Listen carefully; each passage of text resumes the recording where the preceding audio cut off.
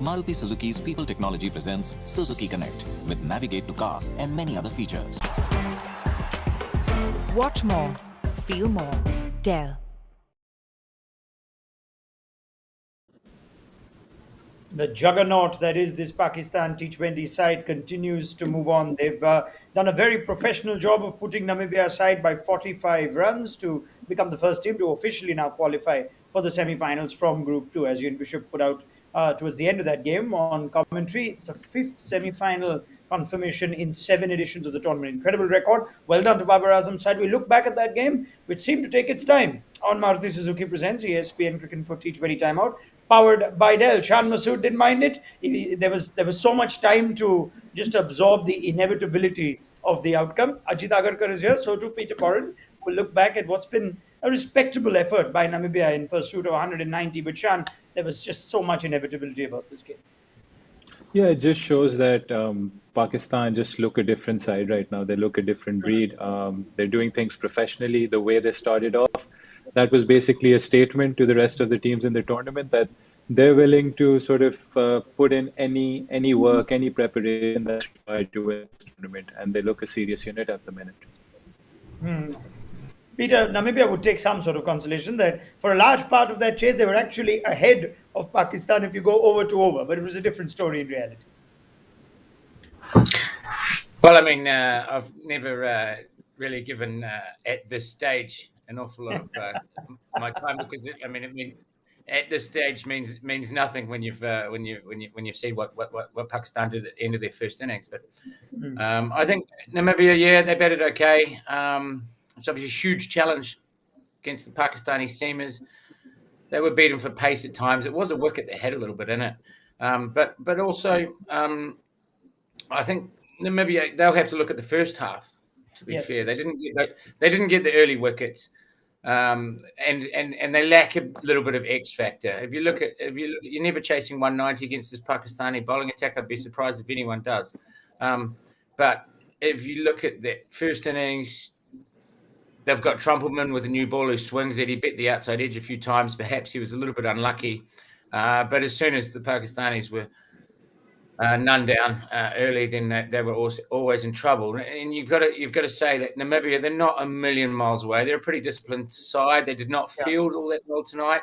But if they just had one more bowler with a bit of X factor through the middle there, I think for people who haven't watched a lot of Namibia play, they've got the nuts and bolts. They just lack that X factor with the ball. I reckon. I think they've got enough good players with the bat. Yeah.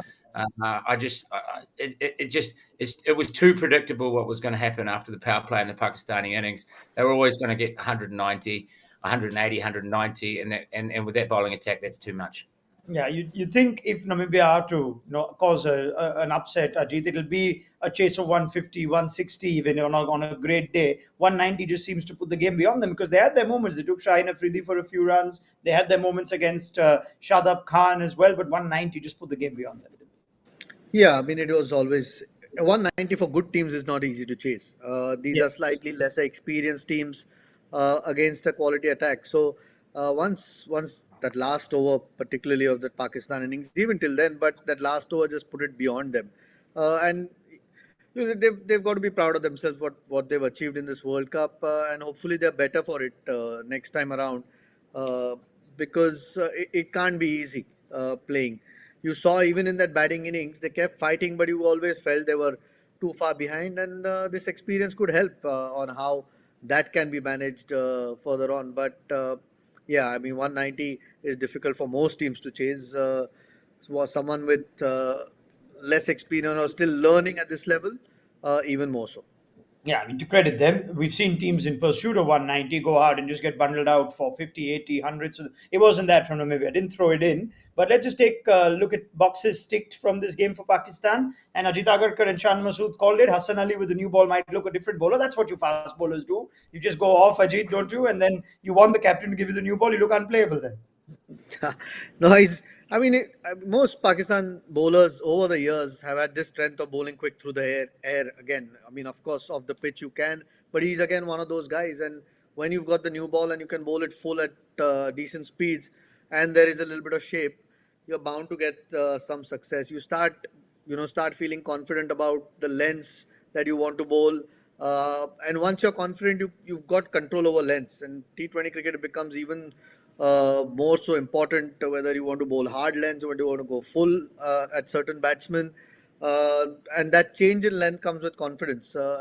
And he perhaps needed a little bit of it, having gone for a few runs. So no better game in a 190 chase to get the new ball up front because he's a wicket taker. He will go for runs as long as he's getting Pakistan wickets. I don't think they'd mind it too much. I'm sure tonight would have helped his confidence a little bit. Hassan Ali getting it right with the ball. Shan, Mohammad Hafiz with a little knock with the bat.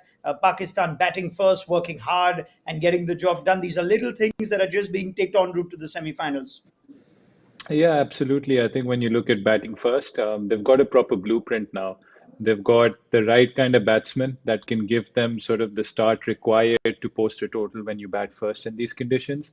Hafiz, again, a very important player, whether it comes to batting early on if they lose a few wickets, or as we saw today when he comes on later and he can sort of start from the get going. And then obviously Hassan with the ball was very encouraging. And you have to sort of give Hassan a bit of credit because no matter what cricket you've seen, whether it's test matches, whether it's one days, whether he's playing PSL for Islamabad United, he's always taking that new ball. So it's a bit of a role change when it comes to T20 cricket with Imad and Shaheen sort of getting preference in. So I think Pakistan needed to give that push to Hassan Ali today that you've done this for the team, so let's put you forward. And I'm glad they did that, and they've brought a very important bowler sort of back in a bit of rhythm, and hopefully he can consolidate it in the Scotland game. There are a nice 5 days of rest now for Pakistan after making the sprint initially. Shan, Masood, what plans over the next 4 to 5 days? How do the current Pakistan players tend to use their time off? Look, like I've said, like number one, Pakistan is getting longer breaks between games now, so that'll be tricky. Playing Namibia and Scotland before the semi-finals, so in terms of preparation, if they go out and play in Australia or South Africa, that'd be a completely different ball game. So Pakistan have to be on their toes and make sure that they make most of these 5 days and the match that's involved with Scotland, because once you get into that knockout stage, there won't be any time for mistakes. It might be a lucky day for the opposition. So, I mean, having that gap can make, as a sportsman, it's very tricky because the longer the gap, the more you get to think, the more ideas that come to your mind. But in terms of how Pakistan have performed, they're in a very good headspace and they should kind of maintain that for the next week or so. All right, New Zealand and India will keep their eye out on Namibia, but that we'll have to discuss on that particular day. I'll ask all three of you the question I asked my panel yesterday too. Now that we've seen Pakistan match England 4 out of 4, I'm trying to think of who is playing the better cricket at the moment. Who's going to be tipped as the team that's got getting more things in order ahead of the semi-finals. Peter Borren, England or Pakistan, the team for you? Oh, for me, I have to go back to what Shan said about England and the fact that they've probably ticked more boxes in terms of how they play their cricket, the adaptability of their batters, and that's got nothing to do with something to say about the Pakistan team. It's more the fact that maybe with Pakistan they've had 2 or 3 guys who've really done most of the damage, and with England they have. It seems to be a bit more adaptability, but. In saying that, I mean, what can we say? Pakistan have been excellent so far. But I'm just going to, if you want me to say one, I'm going to say England because they've been hugely impressive, and I think their adaptability is their strength. I do want you to say one, all three of you. Ajit, Agarkar? I think Group 1 England, Group 2 Pakistan, I suppose. Come on. No, I just feel England still looks the stronger team at this point. Even yesterday in Sharjah, that game, they showed a different side to it after losing wickets. Butler batted as well as he has. I don't think Pakistan's too far behind. If anything, England's, the batting is something that you'd still have to. But if the top two, Rizwan and Babar Azam, keep batting the way they are, I don't think there'll be too many worries for Pakistan either. And their bowling's as strong as anything in this tournament. So, if not the best. So I don't think there's too much to pick. England, for me, just pip it at this point. But if they played each other together, it'll be hard to pick a winner. Shan, last word. I think there's no harm in being second to this England side. I think England have got more bases covered. And then also you have to be impressed with England. These aren't home conditions for them, and they're involved in a tougher group if we look at all the names of the teams. So England are sort of edging it, but Pakistan come at second, and there's no harm in being second to England in this tournament.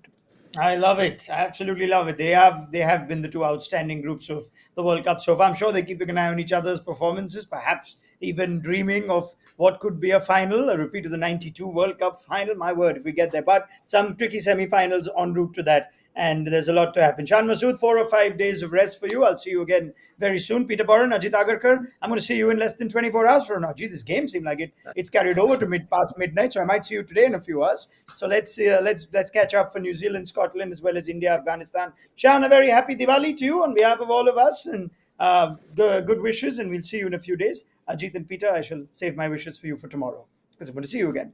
Join us then on Maruti Suzuki Presents ESPN Cricket for T20 Timeout, powered by Dell. Story from today: Pakistan looking as good as ever. They've made the semi-finals. They are the outstanding team, certainly from this group.